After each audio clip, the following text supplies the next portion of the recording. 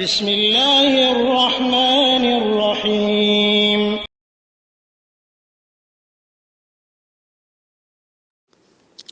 بسم الله الرحمن الرحيم الحمد لله رب العالمين والصلاة والسلام على أشرف الأنبياء والمرسلين نبينا محمد وعلى آله وأصحابه أجمعين أما بعد وعليكم السلام ورحمة الله وبركاته মোহাম্মদ আমিন ভাই আপনি প্রশ্ন করেছেন তাগুত সম্পর্কে, তাগুত কি জিনিস এবং তাগুতের অর্থ কি এবং সাথে কুফর শিরিক এগুলোর কথা আপনি প্রশ্ন করেছেন এবং মুনাফিক।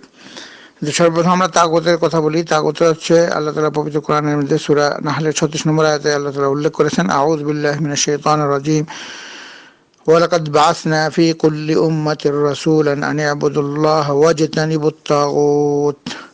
আল্লাহ রাব্বুল আলামিন প্রত্যেক জাতির জন্য নবী রাসূল প্রেরণ করেছেন এবং তাদেরকে আদেশ করেছেন যে একমাত্র আল্লাহর দাসত্ব করতে এবং তাগুতকে বর্জন করতে।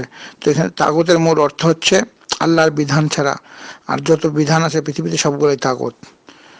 আল্লাহর বিধানকে যারা মানবে না, আল্লাহর বিধানকে অমান্য করে, আল্লাহর বিধান ছাড়া যারা অন্য গায়রুল্লাহর আনুগত্য করবে, বিধান মানবে, সবগুলোই তাগুতের অন্তর্ভুক্ত। এবং এই তাগুতকে পৃথিবী থেকে সরানোর জন্য এবং আল্লাহর দাসত্বকে প্রতিষ্ঠা করার জন্য তাওহীদকে, তাওহীদের বিপরীত সবকিছুই তাগুত। তাওহীদের বিপরীত সবকিছুই তাগুত।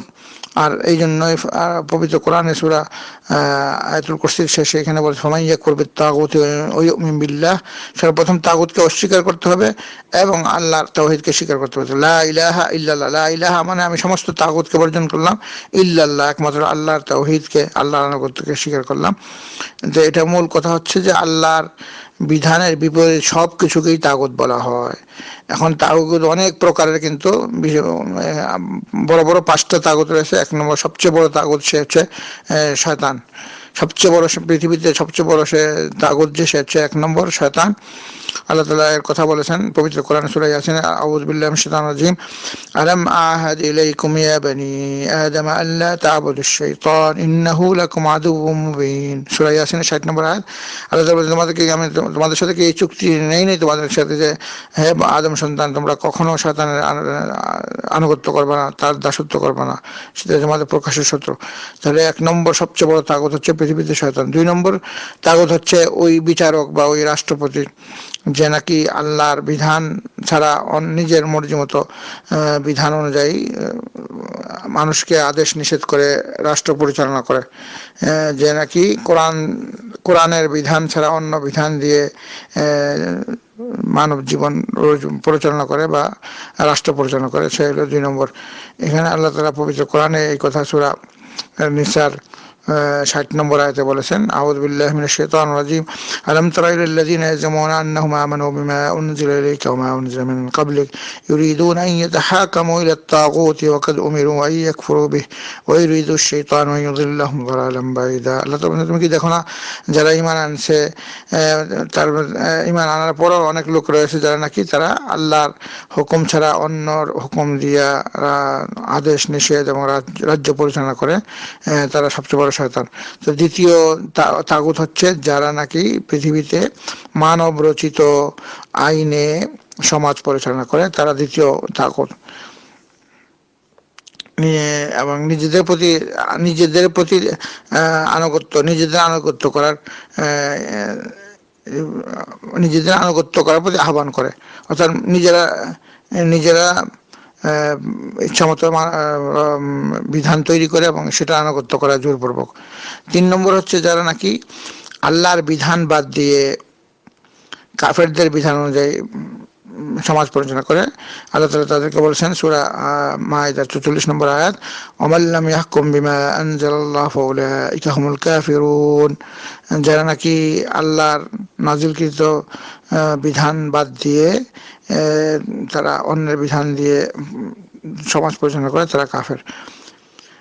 4 নম্বর তাগুত হচ্ছে যারা নাকি গায়েবী খবরের দাবি করে যে অমুকে গায়েবী খবর জানে, জিন খাটায়া বা অমুক যে কোনো, অনেক পীর আছে, বুজুর্গ আছে, অনেক ধরনের পীররা আছে, অনেক ধরনের ওলিরা আছে যারা নাকি নিজেদেরকে বলে যে তারা গায়েবী খবর জানে, তারা সবচেয়ে বড় তাগুত। কারণ আল্লাহ রাব্বুল আলামিন বলতেছেন, আউযু বিল্লাহি মিনাশ শাইতানির রাজীম, আলিমুল গায়বি ফালা ইযহিরু আলা গায়বিহি আহাদা।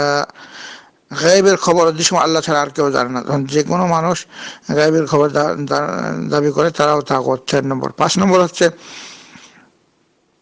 যে নাকি যার আনুগত্য করা হয় আল্লাহর হুকুম বাদ দিয়ে এবং সে তার মধ্যে সন্তুষ্ট থাকে, যাকে আনুগত্য করা হয়, অর্থাৎ অনেক বড় একজন যদি পজিশনে বসে যায়, অনেক বড় একজন রাষ্ট্রপতি হয়ে যায়, সবাই তার আনুগত্য করতে থাকে আল্লাহর আনুগত্য বাদ দিয়ে, আবার সে তার মধ্যে সন্তুষ্ট এবং খুশি হয়, তাহলে সেও তাগুত। তার মতো আর বড় তাগুত পৃথিবীতে নাই। কারণ আল্লাহ তাআলা বলতেছেন, ওয়ামান ইয়াকুল মিনহুম ইন্নী ইলাহুম মিন দুনি ফাযালিকা নাজজিহি জাহান্নাম ওয়া যালিকা নাজজিয যালিমিন। সূরা আম্বিয়ার 29 নম্বর আয়াত, যে যে ব্যক্তি এই কথা বলে যে তার আনুগত্য করা হচ্ছে এবং সে সেটার উপর সন্তুষ্ট এবং সে অন্যকে উদ্বুদ্ধ করতেছে, তো সেও সবচেয়ে বড় তাগুত। এইভাবে মূল কথা হচ্ছে যে আল্লাহর আনুগত্য ছাড়া, আল্লাহর বিধান ছাড়া বিপরীত যা কিছু সবই তাগুত, এবং তাগুতকে অস্বীকার করতে হবে। আর এই তাগুত থেকে পরিত্রাণ পাওয়ার জন্য একমাত্র আল্লাহর আনুগত্যের দিকে ফিরে আসতে হবে। এই জন্য আল্লাহ রাব্বুল আলামিন সূরা বাকারার 256 নম্বর আয়াতে বলে দিয়েছেন, আউযু বিল্লাহি মিনাশ শাইতানির রাজীম, ফামান ইয়াকফুর বিত-তাগুতি ওয়া ইউমিন বিল্লাহি ফাকাদ ইসতামসাকা বিল উরওয়াতিল উসকা লা ইনফিসামা লাহা ওয়াল্লাহু সামিউন আলীম।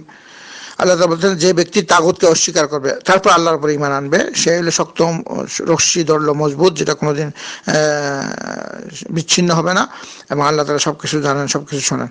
তাহলে মূল কথা হচ্ছে আল্লাহ ছাড়া, আল্লাহর বিধান ছাড়া যত বিধান, যত মত, যত পথ, যত সেখানে শিরিক হোক, সেটা বেদাত হোক, সেটা অন্যায় হোক, অবিচার হোক, সব করে পাপ, সবগুলোই তাগুতের অন্তর্ভুক্ত। প্রত্যেকটা মুমিনের জন্য আল্লাহর যে আদেশ, সে যেন তাগুতকে বর্জন করে এবং আল্লাহর উপর ঈমান আনে, আল্লাহর আনুগত্যকে স্বীকার করে। আল্লাহ রাব্বুল আলামিন সবাইকে তাগুত বর্জন করে আল্লাহর উপর দৃঢ় ঈমান আনা এবং আল্লাহর দাসত্ব স্বীকার করার তৌফিক দান করুন। 2 নম্বর প্রশ্ন, আমরা কাফের কারা বলে? কাফের যারা নাকি আল্লাহর বিধানকে অস্বীকার করে তাদেরকে কাফের বলা হয়, এবং কাফেরদের অন্তর্ভুক্ত মুশরিক, মুনাফিক, তারা সবাই যারা নাকি তাগুতের পর্যায়ের মধ্যে 3টা পর্যায় আছে। 1 নম্বর কাফের, তারাও তাগুত। 2 নম্বর মুশরিক, এরাও তাগুত। 3 নম্বর হচ্ছে যারা নাকি মুনাফিক, তারাও তাগুতের অন্তর্ভুক্ত, এবং যারা নাকি কবিরা গুনাহ করে তারাও তাগুতের অন্তর্ভুক্ত।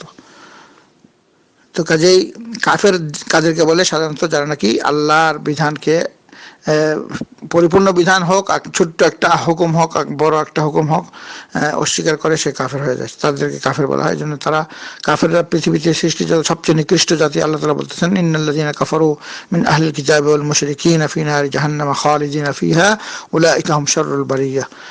সবচেয়ে নিকৃষ্ট আল্লাহর কাছে সৃষ্টি জগতে তারাই, যারা কাফের এবং যারা মুশরিক। এবং মুশরিক হচ্ছে, কাফেররা হচ্ছে যারা সরাসরি অস্বীকার করে, আল্লাহকে মানেই না, আল্লাহ বিধান মানে না। আর মুশরিক হচ্ছে যারা আল্লাহকে মানে অথচ আল্লাহর সাথে সারা অংশীদার স্থাপন করে, তারা আরো মারাত্মক।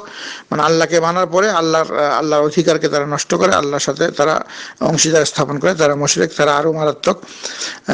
মুসলমানদের জন্য তারা ক্ষতি, কারণ কাফের তো সরাসরি অস্বীকার করে, মানুষ সাবধান থাকতে পারবে কাফের থেকে। তারপর মুশরিকদের থেকেও সন্দেহ সংশয়, সে আল্লাহকেও মানতেছে আবার শিরক করতেছে, এই জন্য তারা আরো বেশি ক্ষতিকর মুসলমানদের জন্য। তারপর 3 নম্বর সবচেয়ে বেশি ডেঞ্জারাস, তারা মুনাফিক। তারাও তাগুতের অন্তর্ভুক্ত, অর্থাৎ তারা প্রকাশ্যে ঈমান প্রকাশ করে আর অভ্যন্তরে তারা কিন্তু মুশরিকদের এবং কাফেরদের অন্তর্ভুক্ত, এবং ইসলাম এবং মুসলমানদের তারা সবচেয়ে বড় বেশি ক্ষতি সাধন করতেছে। যেভাবে বর্তমান যুগে শিয়া যারা শিয়ারা রয়েছে এবং শিয়ারা তারা মুসলমান দাবি করতেছে, অথচ তারা কিন্তু সবচেয়ে বড় মুনাফিক। ঠিক তেমনি ভাবে যারা নাকি সুফিবাদ, তাসাউফপন্থী বা মুশরিক, যারা নামাজ রোজা করে কিন্তু আসলে তারা মুশরিক, এরা অনেক বড় বড় তাগুত, এদের মাধ্যমে মুসলমানদের এবং দ্বীন ইসলামের অনেক ক্ষতি হচ্ছে। তারা হলো মুনাফিক। আর তারপরে রয়েছে যারা নাকি কবিরা গুনাহ করে তাদেরকে ফাসেক বলা হয়।